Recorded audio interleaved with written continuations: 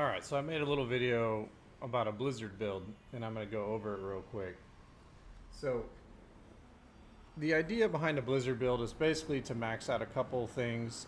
One of them is Frost Nova, one of them is Blizzard, the other thing is Ice Shards, because those three things are going to work in synergy together. The main kind of tenet with this build is basically that you want to make Blizzard freeze people as soon as possible, so a lot of chill application also becomes kind of relevant in this.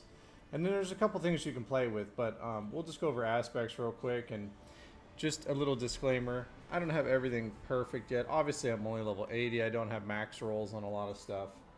But, so, just going to go over stuff.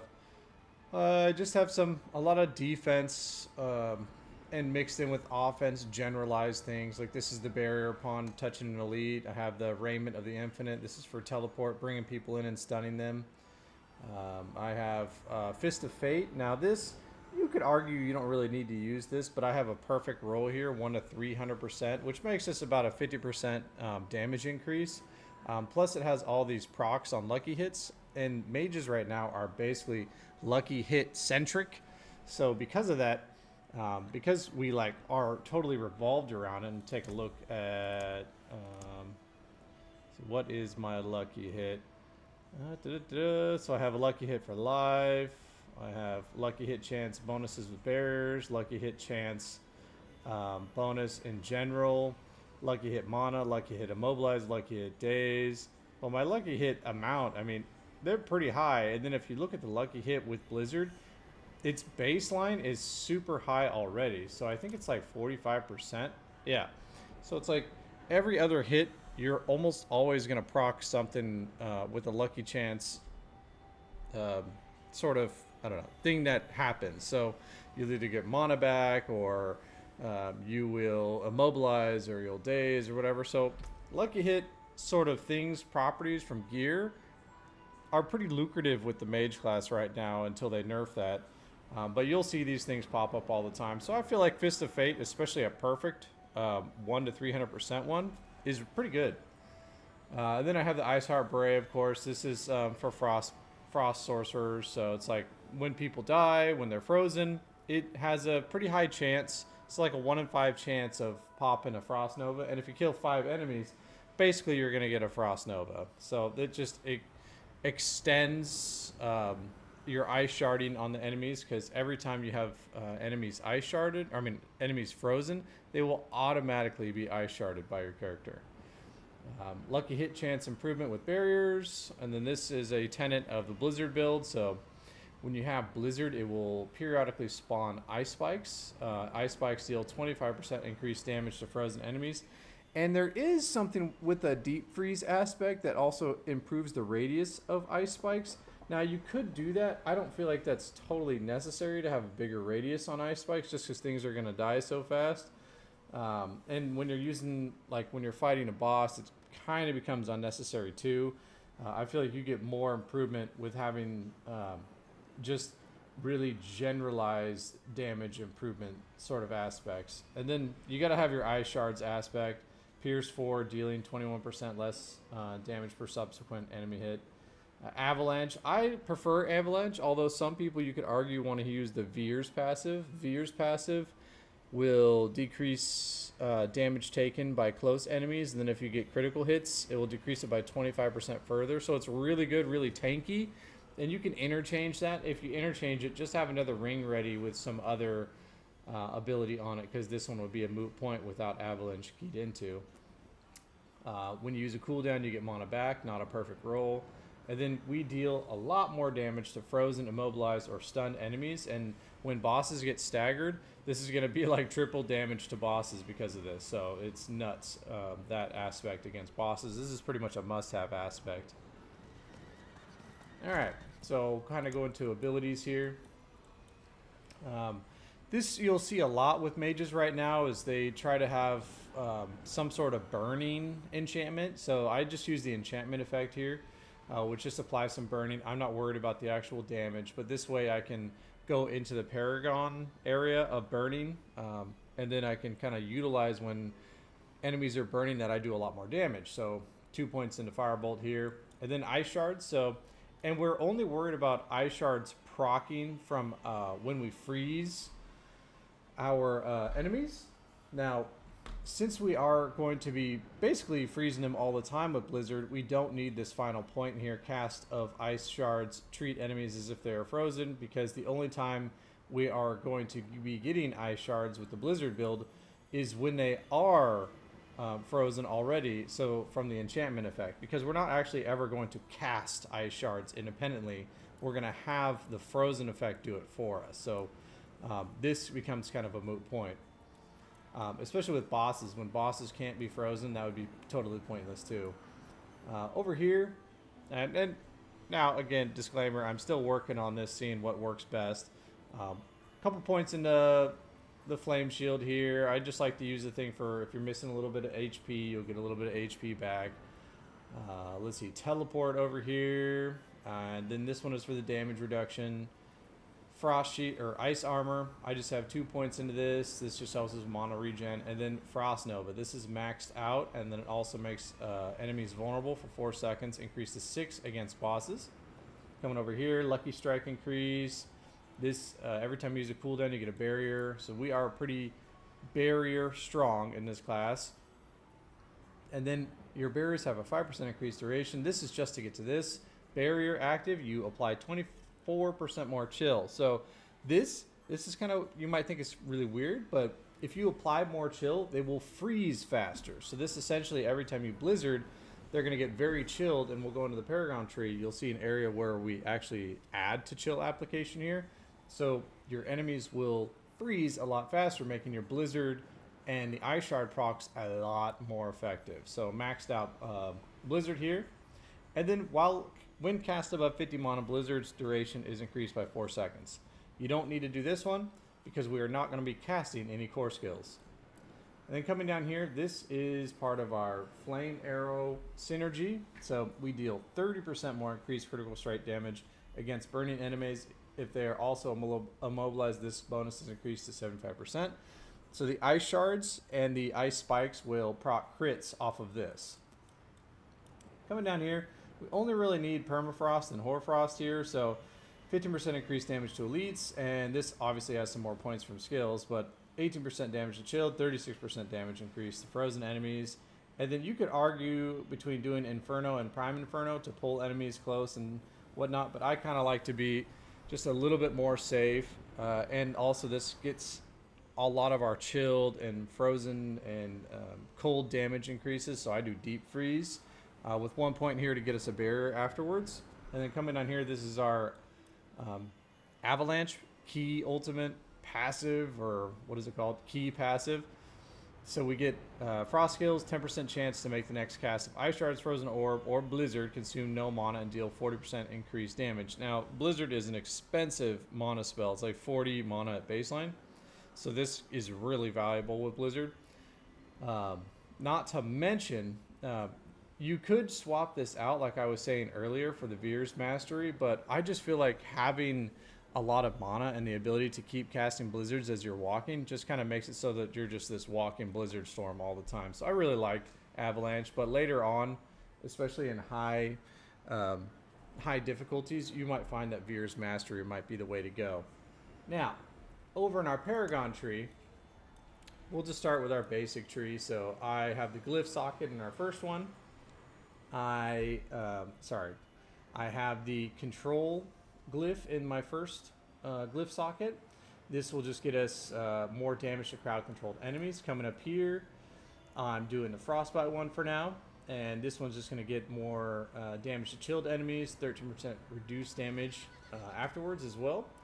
And this is the icefall board. So over here, you're going to get more chill application and more cold damage. Really nice.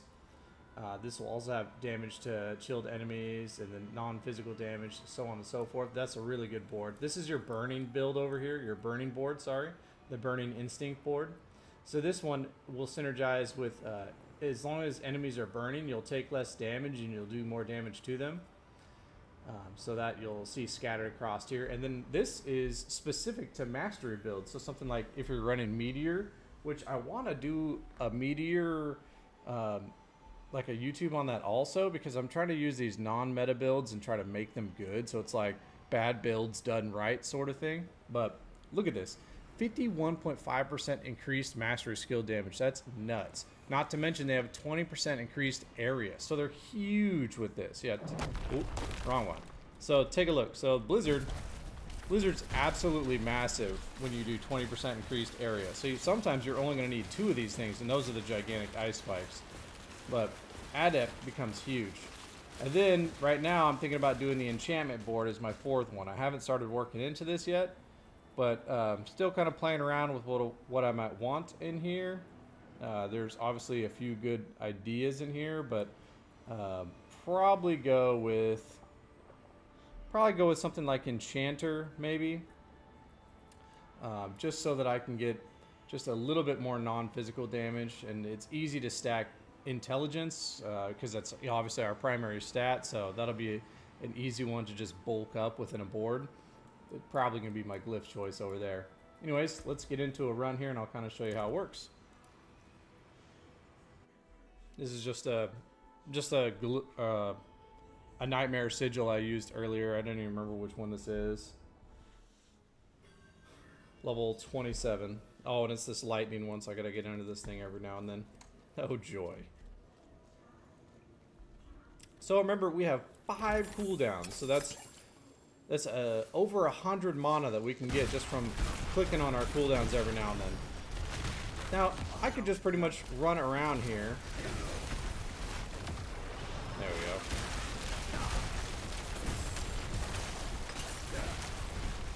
And Blizzard all the time, and I might actually turn the game volume down a little bit for this. You'll see that they're going to freeze really quickly. See that? Look how fast they freeze with all that chill application. It's actually nuts.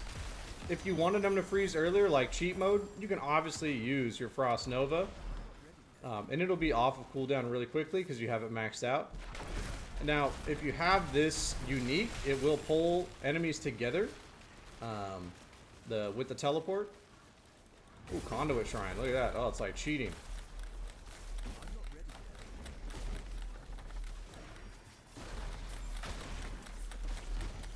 No, it's definitely not showing off the board, but... or the build.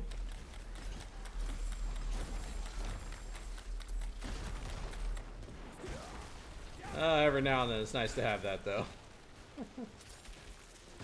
Yeah, Blizzard's nice, man. I'm literally just cast, walk away. Cast, walk away. Cast, walk away.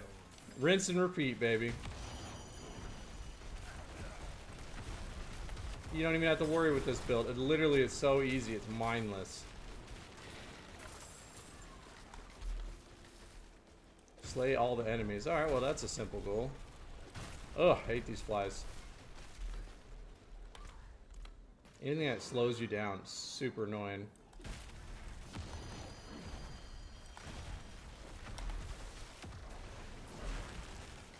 And if I need mana, honestly, I'll just start spamming my cooldown. So, like, let's say I started using all my skills and I was getting drained, right? I just...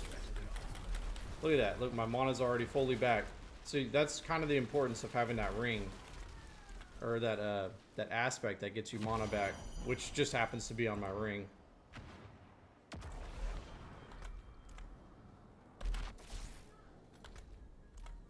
Travel to... oh, it's all done. Okay.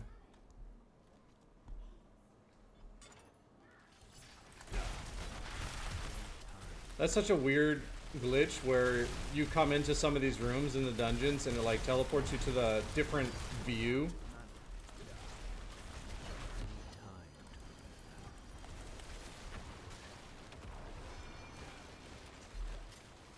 Like it teleports you to the top of it when you come in from the bottom.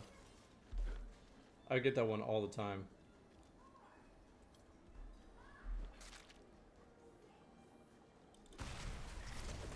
Destroy the corpse piles. Alright, that's easy enough.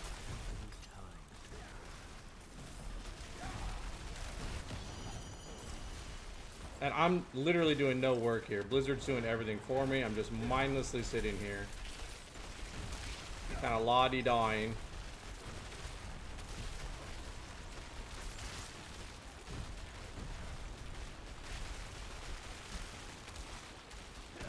I mean, and look at that crowd control. My God. It's like they can't even hit me. There's so much, like, frost effect on them.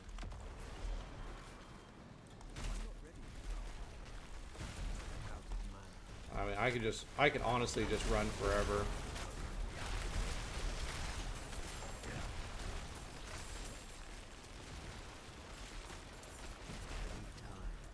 I don't know if that's one of these, like, trick healing wards, because I haven't taken enough damage. There we go.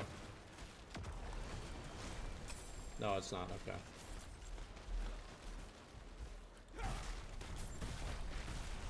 There we go.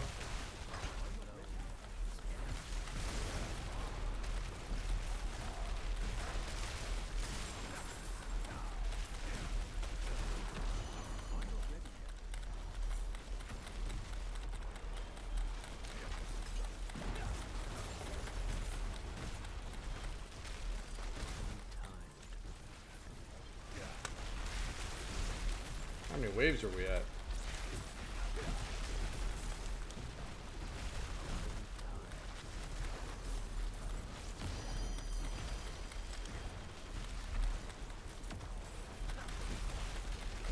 Yeah, I'm literally just, I mean, I'm just chilling, literally. Everything is frozen. Wave 9, and we just kind of mindlessly blizzarding because it does such a huge area effect with that mastery, with that glyph. 20% increased area effect. Was that wave 11? Holy moly. Bye. Thanks for the fun time.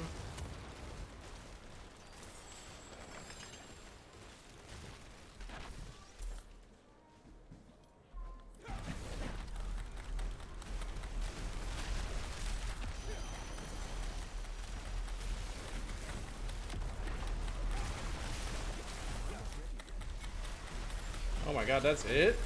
Holy sh... This dungeon is so easy. Or maybe Blizzard just makes it easy. I have no idea, honestly. Okay. Well, I think that's a pretty straightforward demo. So, if you want to try the Blizzard build, please have fun. If you want me to try making some other types of builds, let me know. I'm definitely going to try to make a meteor build. I've been really interested in that. I'm kind of torn between making the build with Hydra or Incinerate. I don't know. I'm going to play around with that. Ooh, look, Resplendent. Oh, okay. I haven't even used Deep Freeze at all. I like to use... I'll save that for like when a boss whoops on me or something.